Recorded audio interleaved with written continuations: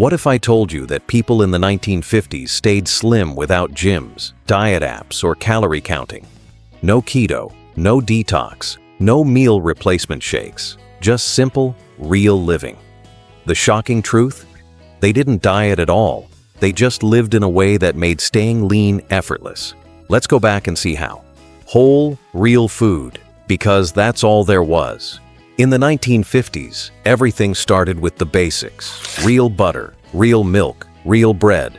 Meals were made from scratch, not pulled from boxes. Moms cooked hearty breakfasts, eggs, bacon, toast, and nobody panicked about carbs or cholesterol. Lunches were sandwiches, dinners were meat and vegetables, and snacks were occasional, not habitual. There were no microwaves, no Uber Eats, no grab-and-go meals. Food took time, and that time created mindfulness. You couldn't eat distractedly when your dinner came from your own stove. That connection to cooking and eating together meant people naturally ate less and appreciated more. Small portions, big satisfaction. Here's the secret diet trick that no one called a diet. Plates were smaller. Dinners were served on 9-inch plates, not the 12-inch ones we use today. Restaurants didn't heap mountains of fries next to your burger, and soda bottles were 6 ounces, not 20. People ate until they were satisfied, not stuffed.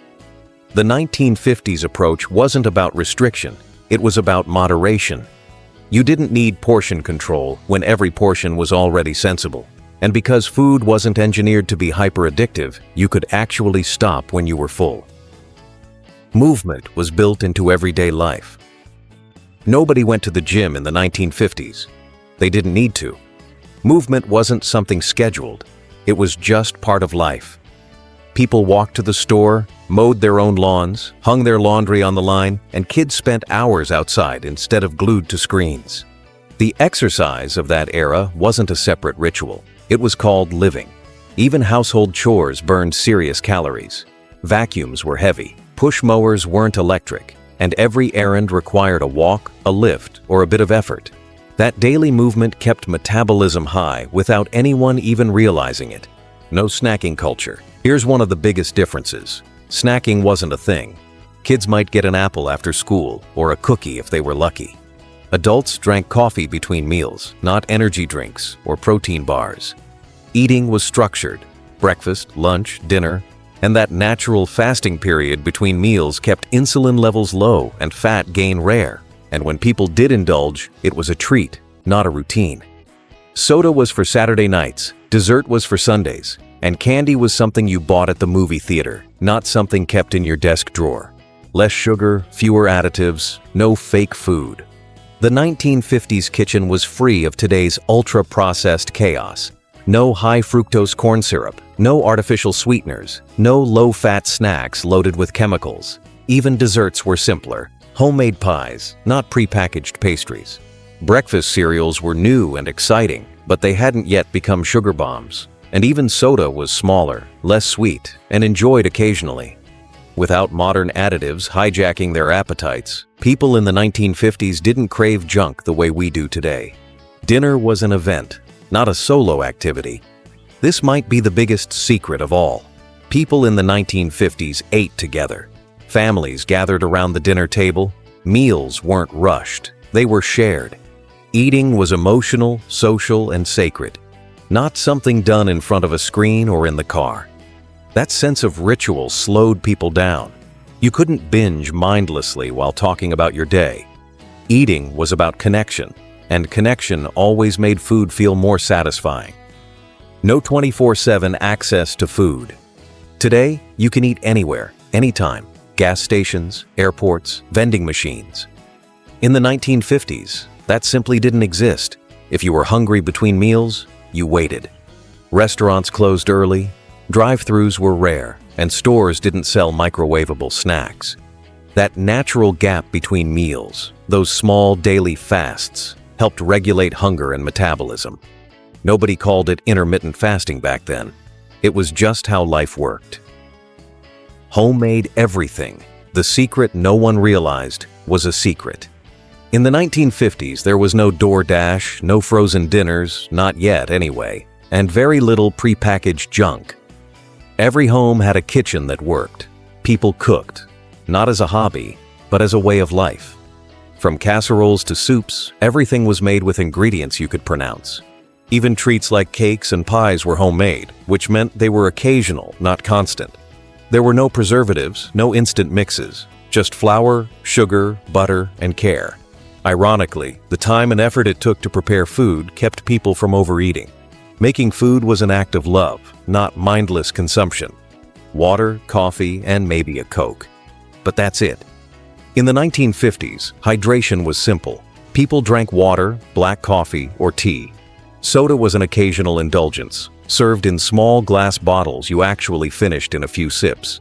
Nobody walked around with 64-ounce drinks or sugary lattes disguised as coffee.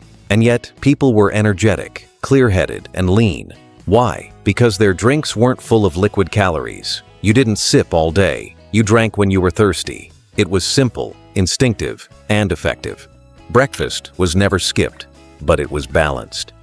Today's idea of breakfast often looks like dessert. Sugary cereals, donuts, or flavored yogurts. But in the 1950s, breakfast was hearty and practical. Eggs, toast, fruit, maybe bacon or oatmeal. It wasn't diet food, but it kept people full all morning. There was a rhythm to it. Breakfast, lunch, dinner, all at predictable times. That consistency kept metabolism steady. And unlike now, people didn't eat out of boredom. Food was fuel, not distraction. They walked off every meal. In the 1950s, walking wasn't called exercise. It was just what people did. Kids walked to school. Moms walked to markets. Dads walked after dinner to catch up with neighbors or grab the evening paper. Cars were a luxury, not a reflex. So, even without counting steps, people easily clocked thousands a day. Combine that with a diet free of constant snacking, and it's easy to see why staying lean wasn't an effort. It was just life.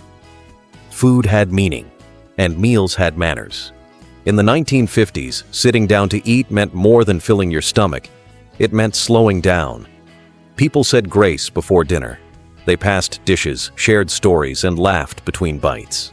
That kind of mindful eating meant fewer second helpings and more satisfaction. Fast food didn't dominate yet. Eating in your car was unusual, not normal. Families used real plates, real forks, and real conversation. You finished your meal, cleared the table, and moved on. Not to snacks, but to life. No health food, just healthy living.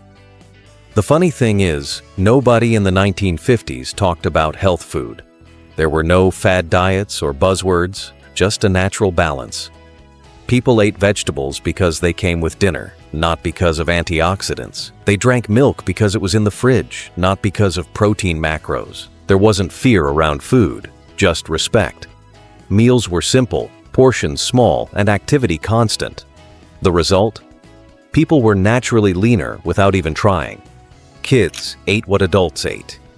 In the 1950s, kids didn't have their own menu. There were no chicken nuggets or boxes of macaroni labeled for children only. Dinner was dinner. If the family had pot roast, mashed potatoes, and peas, that's what everyone ate. That shared approach taught portion control early. There was no endless snacking, no special treats just for kids.